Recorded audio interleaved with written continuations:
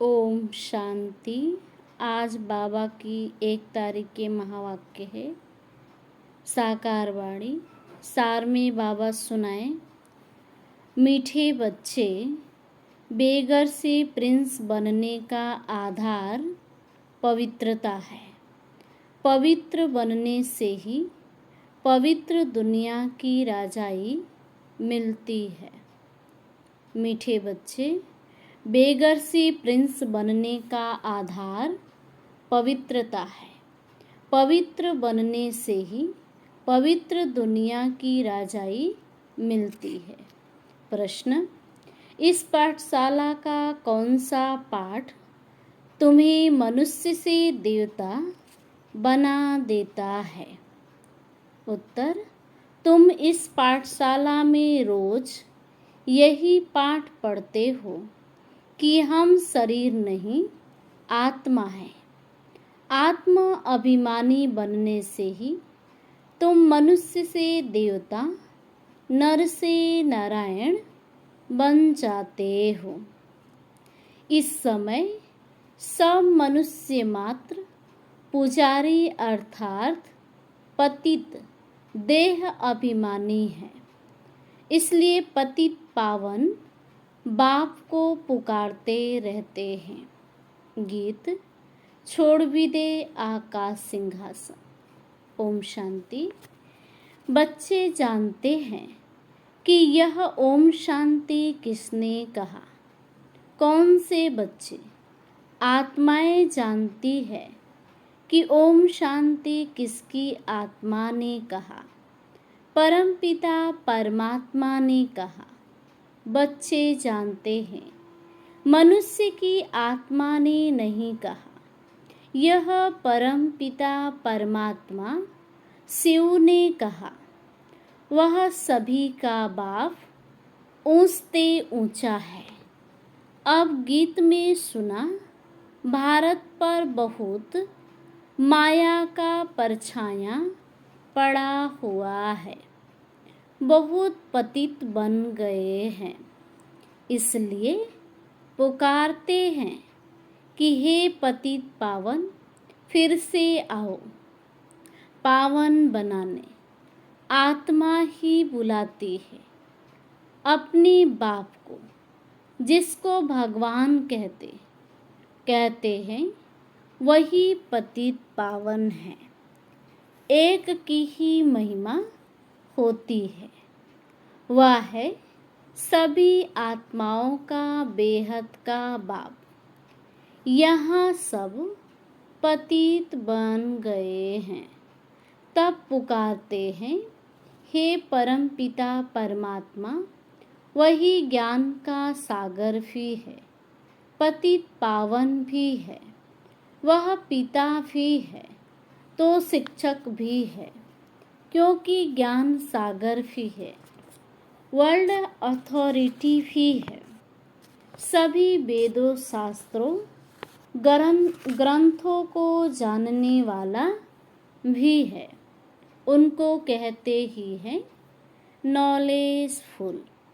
तो इस समय सब पारलौकिक बाप को पुकारते हैं, क्योंकि सभी दुखी हैं।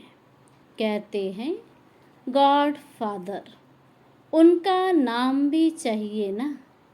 उनका नाम गाया हुआ है शिव बाबा। वही ऊंचते ऊंच ज्ञान का सागर, सुख का सागर, शांति का सागर है। यह मनुष्य की आत्मा अपने बाप की महिमा करती है। ऊंचते ऊंच आत्मा किसकी है? परमपिता परमात्मा की। वह है परम पतित मनुष्य। उनको याद करते। सतयुग में जब पावन भारत था, देवी देवताओं का राज्य था, तो कोई पतित नहीं था। यह है तमो प्रधान दुनिया। अर्थात दुनिया में जो मनुष्य रहते हैं सब पाप आत्माएं हैं। यही भारत पावन था, यही भारत पतित हो गया है। यहाँ कलयुग में सब पतित हैं। तुम जानते हो, ज्ञान का सागर पतित पावन परमपिता परमात्मा परम धाम से आकर हमको ब्रह्मा द्वारा पढ़ाते हैं। जरूर उनको शरीर तो चाहिए ना।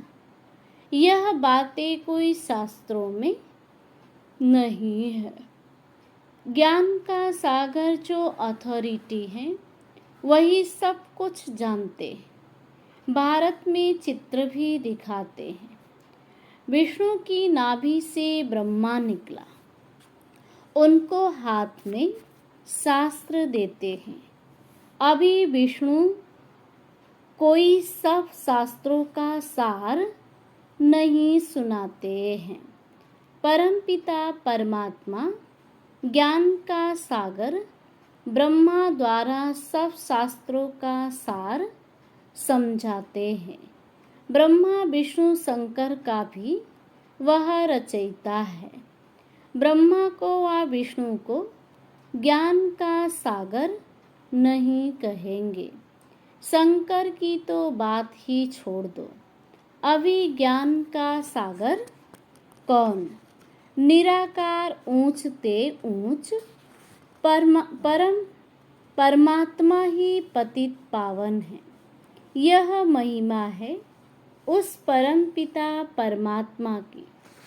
यहाँ भी आत्मा की ही महिमा होती है। आत्मा ही शरीर द्वारा कहती है, मैं प्रेसिडेंट हूँ, मैं बैरिस्टर हूँ, मैं फलाना मिनिस्टर हूँ। आत्मा ही मर्तबा लेती है शरीर द्वारा। आत्मा कहती है, मैं एक शरीर छोड़ दूसरा लेता हूँ। इस समय जब बाप आते हैं, कहते हैं बच्चे आत्म अभिमानी बनो। मैं तुम्हारा बाप आया हुआ हूँ तुमको यही पाठ पढ़ाने। यह पाठशाला है मनुष्य से देवता, नर से नारायण, नारी से लक्ष्मी बनने की। बाप को सभी आत्माएं बुलाती है कि हे परम पिता परमात्मा, अब निराकारी दुनिया से साकारी दुनिया में आओ, रूप बदलो। तुम निराकारी आत्माएं तो जब शरीर में आती हो तो गर्भ में आती हो, पुनर्जन्म लेती हो। बाप समझाते हैं, तुमने 84 जन्म गर्भ से लिया है। एक शरीर छोड़ फिर गर्भ में जाते हो, ऐसे 84 जन्म लेते हो। मैं तो गर्भ में नहीं आता हूँ। भारतवासी असल में देवी देवता धर्म के थे, फिर सीढ़ी नीचे उतरते आए।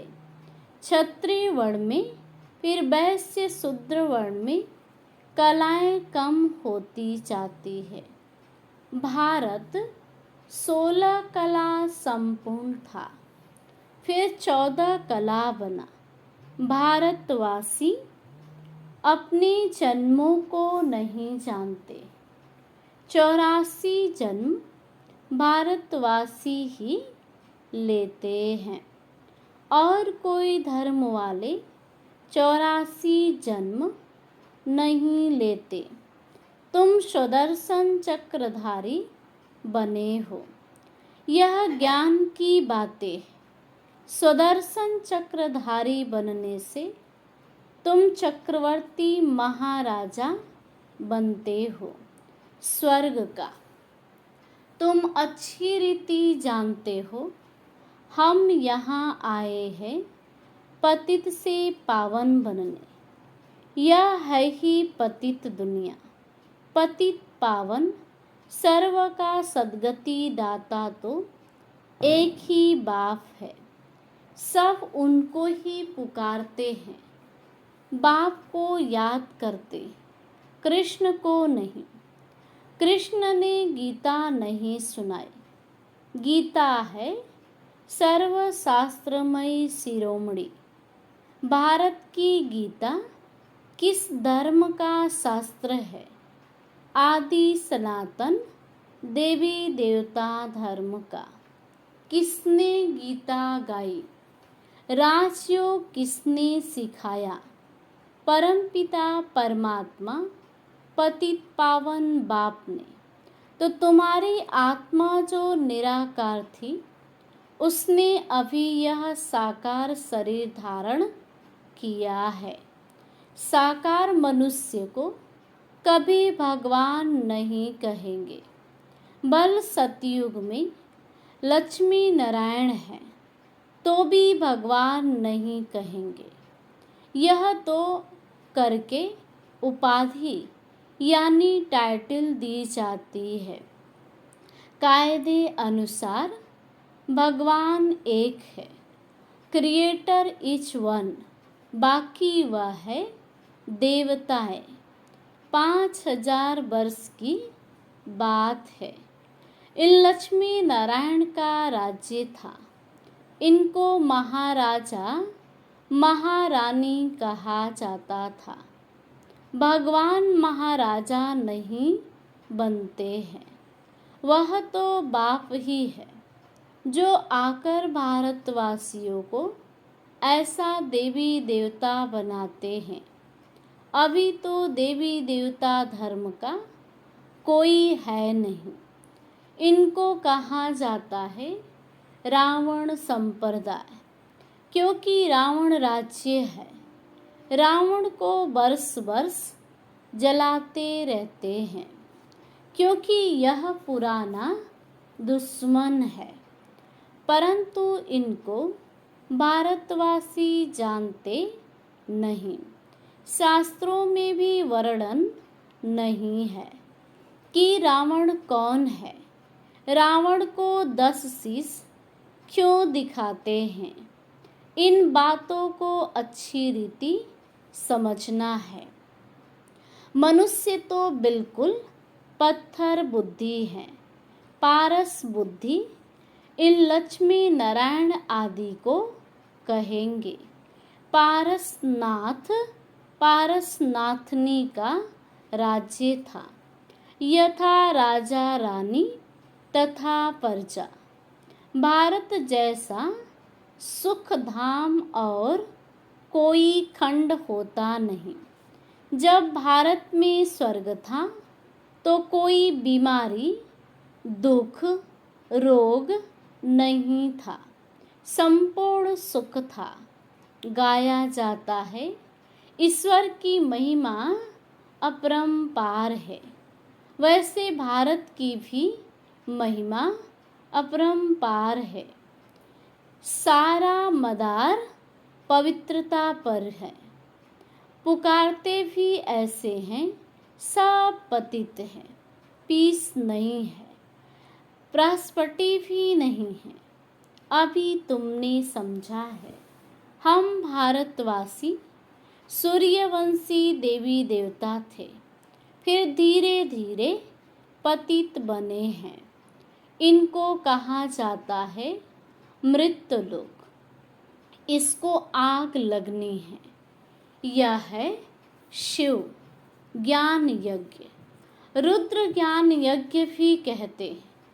मनुष्य नाम तो बहुत रख देते। जहाँ भी शिव की मूर्ति देखते हैं तो अनेक भिन्न भिन्न नाम रख देते हैं। एक के ही अनेक नाम से मंदिर बनाते हैं। तो बाप बैठ समझाते हैं, ज्ञान भक्ति वैराग्य। अभी भक्ति पूरी होती है, तुमको भक्ति से वैराग्य आता है, अर्थात इस पुरानी दुनिया से वैराग्य है। यह पुरानी दुनिया विनाश होनी है। बच्चे पूछते हैं, बाबा हम पतित से पावन कैसे बने? कई नए आते हैं तो अलाउ नहीं किया जाता है। जैसे कॉलेज में कोई नया जाकर बैठे तो कुछ भी समझ न सके और किसको पता ही नहीं है मनुष्य से देवता कैसे बन रहे हैं। मनुष्य जो पतित हैं वही पावन बनते हैं।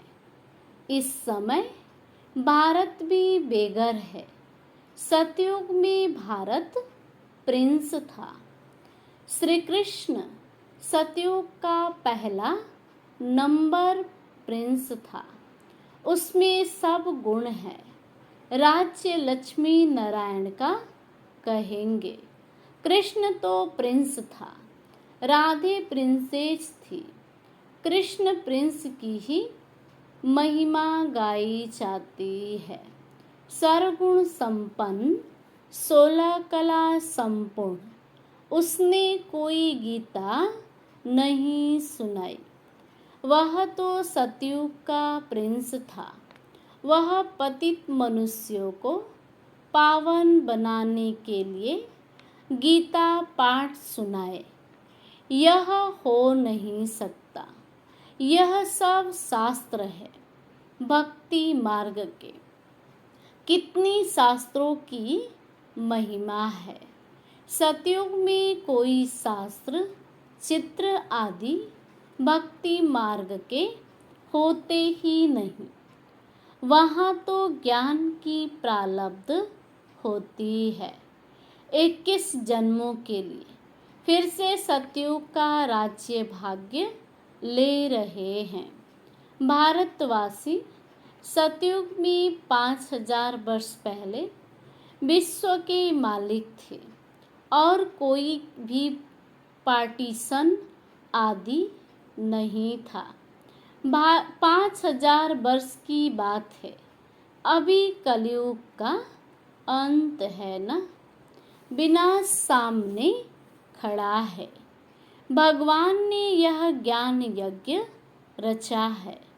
पतित कलयुग को पावन सतयुग बनाने तो जरूर पतित दुनिया का विनाश होगा। गाया भी हुआ है ब्रह्मा द्वारा आदि सनातन देवी देवता धर्म की स्थापना। सो अब शिव बाबा ब्रह्मा द्वारा करा रहे हैं।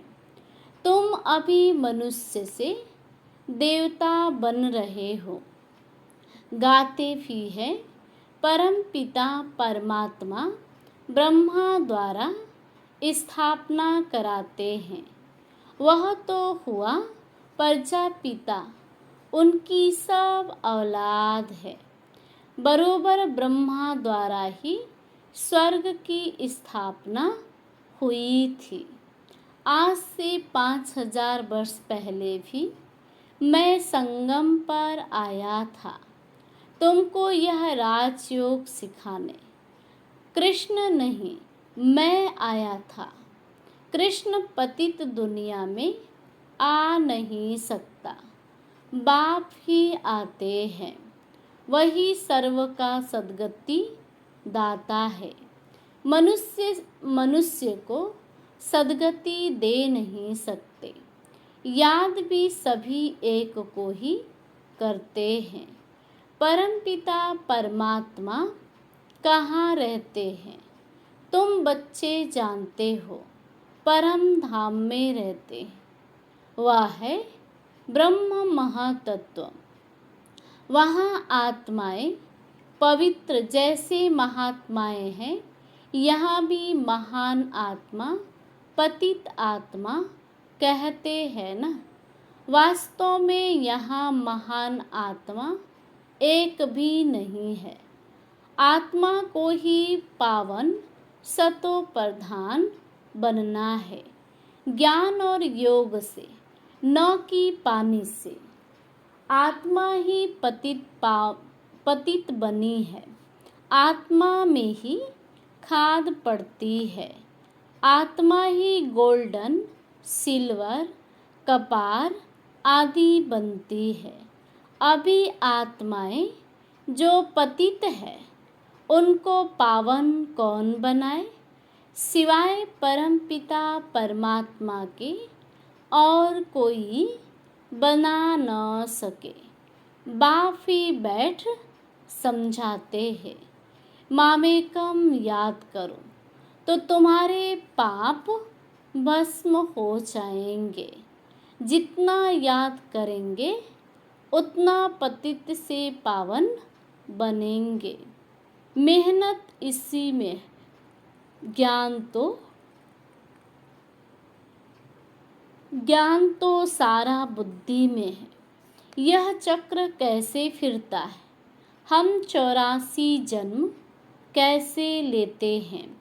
सतयुग में कितना समय राज्य चलता है? फिर रावण कैसे आता है? रावण है कौन? यह भी किसको पता नहीं है। कब से रावण को जलाते आते हैं, यह भी किसको पता नहीं। हर वर्ष जलाते, सतयुग में तो नहीं जलाएंगे। अभी है ही रावण राज्य। राम राज्य तो कोई स्थापन कर नहीं सकता। यह तो बाप का ही काम है। पतित मनुष्य तो कर नहीं सकते। वह तो सब विनाश हो जाएंगे। पतित दुनिया ही विनाश होनी है। सतयुग में एक भी ऐसे नहीं कहेंगे कि हे पतित पावन आओ। वह तो पावन दुनिया है ना? तुम अभी जानते हो कि इन लक्ष्मी नारायण को ऐसा स्वर्ग का मालिक किसने बनाया? फिर इन्होंने 84 जन्म कैसे लिए? आदि सनातन देवी देवता धर्म वालों ने ही 84 जन्म लिए हैं। वही इस समय शूद्रवंशी बने हैं। अब फिर ब्राह्मण वंशी बनते हो। अभी तुम हो ब्राह्मण चोटी। यह है ऊंच ते ऊंच चोटी। ब्रह्मा मुख वंशावली ब्राह्मण कुलभूषण।